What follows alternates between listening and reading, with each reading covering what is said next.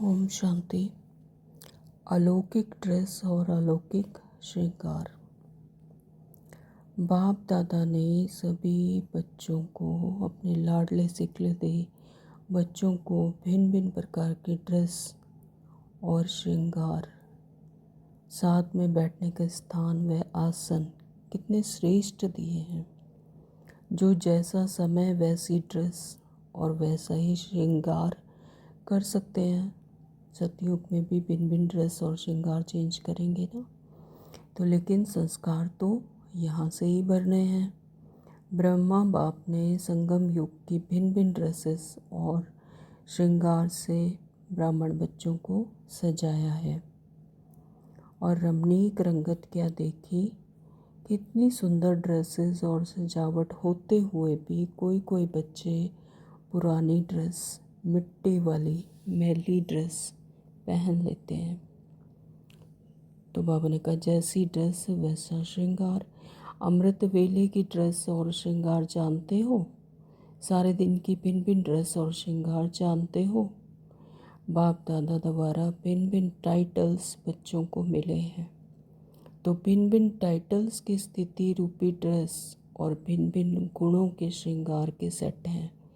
कितने प्रकार के ड्रेसेस और सेट हैं। जैसी ड्रेस वैसा श्रृंगार का सेट। और ऐसे ही सजे सजाए सीट पर सदा सेट रहो। अपनी ड्रेसेस की गिनती करो कितनी है। उसी टाइटल की स्थिति में स्थित होना, अर्थात ड्रेसेस को धारण करना। कभी कभी विश्व कल्याणकारी की ड्रेस पहनो, कभी मास्टर सर्वशक्तिमान की, तो कभी स्वदर्शन चक्रधारी की। तो जैसा समय वैसा कर्तव्य, वैसी ही ड्रेसेस धारण करो। साथ साथ भिन्न भिन्न गुणों के श्रृंगार भी करो। यह भिन्न भिन्न श्रृंगारों के सेट धारण करो। हाथों में, गले में, कानों में, मस्तक में यह श्रृंगार हो।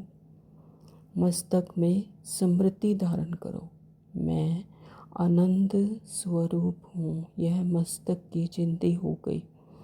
मुख द्वारा अर्थात गले में भी आनंद दिलाने की बातें हों, यह गले की माला हो गई।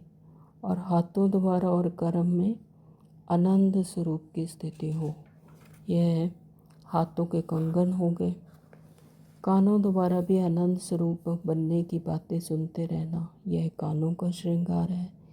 पाँव द्वारा आनंद स्वरूप बनने की सेवा की तरफ पाँव हों, अर्थात कदम कदम आनंद स्वरूप बनने और बनाने को ही उठे, यह पाँव का श्रृंगार है। अब एक सेट समझ लिया, पूरा ही सेट धारण कर लिया। ऐसे अलग अलग समय पर अलग अलग सेट धारण करो। सेट धारण करना तो आता है ना, बाबा पूछ रहे हैं। या कानों का पहनेंगे तो गले का छोड़ देंगे। वैसे भी आजकल की दुनिया में सेट पहनने का रिवाज है। तो आपके इतने श्रेष्ठ श्रृंगार के सेट हैं, तो धारण क्यों नहीं करते? भिन्न भिन्न प्रकार के सुंदर ड्रेसेस छोड़कर देह अभिमान की स्मृति की मिट्टी वाली ड्रेस क्यों पहनते हो? ड्रेस और श्रृंगार की कंपटीशन देखी। कौन से बच्चे ड्रेस बदलने और पहनने उतारने में ही लग जाते हैं। अभी अभी एक ड्रेस धारण करेंगे, अभी अभी दूसरी ड्रेसेस उतार कर घटिया वाली पहन लेंगे। ज़्यादा समय श्रेष्ठ सुंदर ड्रेस पहन ही नहीं सकते। कोई कोई तो बिल्कुल बदबू वाली ड्रेस पहन लेते हैं। देह के संबंध, बदबू मतलब देह के संबंध और देह के पदार्थों से लगाव वाली बदबू वाली ड्रेसेस, जो दूर से ही बदबू आती है। कोई गंदे चमड़े की ड्रेस पहने हुए हैं, अर्थात क्रिमिनल आई की चमड़ी को देखने की ऐसी गंदी चमड़े की ड्रेस पहने हुए हैं। तो किसी की भी ड्रेस पर गंदे दाग लगे हुए, किसी किसी की ड्रेस पर गंदे दाग लगे हुए। गंदे दाग अर्थात अवगुण, अर्थात दाग को अपने में धारण करना। गंदे गंदे दाग वाली ड्रेस। तो किसी की ड्रेस बहुत खराब खून के दागों की, यानी विक्रम करना अर्थात आत्मघात करना, आत्मा की श्रेष्ठ स्थिति का घात करना। ऐसी ड्रेस वाले भी हैं थे। तो अब सोचो कहाँ सुंदर टाइटल्स की स्थिति की ड्रेस और कहाँ ये गंदी ड्रेस।